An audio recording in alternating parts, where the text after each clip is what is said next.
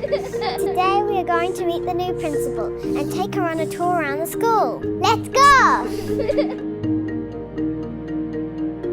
Why do you want to be the principal?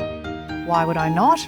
You have an amazing school here, don't you? Yeah. Yes, and I think that you have got absolutely beautiful girls at this school. Many principals and people around the country would love to be me and working at Pymble Ladies College.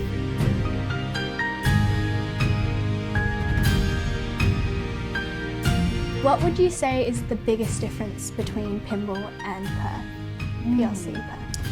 Probably the demographic makeup of the school is a little bit different, so a little bit more diverse at Pymble than it was at PLC Perth. When you girls finish school, you go off into a global world. You're not going to just be in Sydney, you're going to be competing against people all over the world for jobs, and I want to make sure that we prepare you really well for that. And so the fact that we have different people in our community is a really important part of what we do here at Pymble, so I think that's nice too. What are you most excited about at Pymble? That is the easiest question I'm ever going to be asked, and it's about meeting you girls and getting to know you, because you know what? My whole job is actually for you. So I am very excited about getting to know what your interests are, the things that you love doing. I also really want to know about the things that are hard for you, because you can't have a great day every day of your life, even though it would be nice if you could. It would be. Yeah. So I guess I think that if I can help you when things are not easy for you, then that would be wonderful. So you're a boarder yourself, correct? Yes, I was a boarder, that's right. Where did you originally come from when you went to school? I came from a large farm, so 16,000 acres in between Gundawindi and St George, and I was just really lucky because I had a family that believed in the importance of girls being well educated, and so I had a wonderful opportunity to go away to boarding school when I was 10. Yeah, and I know that everyone in boarding is very excited to have, you know, a boarder at the helm.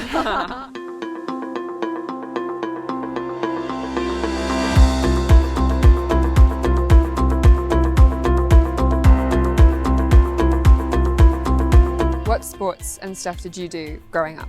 When I was at school, I played tennis, softball, I was the water polo captain. What do you think is the most challenging aspect of your role? When you come into a school and you're a new head, everybody wants to know, like I've been asked, what are you going to do? What changes are you going to make? And you know, what's your take on this? And so being really intentional about asking questions and listening so that you can respect that you're stepping into a culture that you don't understand as well as everybody else around you is something that, you know, I've really tried hard to do.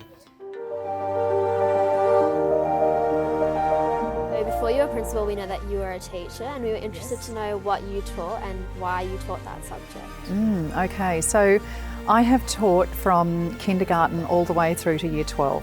When I was most recently teaching year 12, I taught religion and philosophy, and my first class was pre-kindergarten, kindergarten, year 1 combined class in a really small school. So I understand what it's like to teach in that area, and that you have to change activities every 15 minutes, and you know, it's really physically and mentally draining, but I also understand what it's like to be a year 12 teacher where the results are really important and you've got to make sure you get through the content and you've got to help the girls revise. So it gives me a great, I guess, opportunity to understand what the world is like for the teaching staff, so that's beneficial. What do you want me to do when I come? That's a good question. Being really engaged is the key.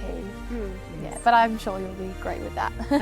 Well, I hope to. I can either receive a report about an area of the school and I can sit and read that report, or I can actually be in the school and witnessing that live. Yeah. Rather than read all about how you've done in that, you know, in science. If I'm in your science class, I can actually see what's going on there. So definitely. it's just a, you know, I guess a way of operating.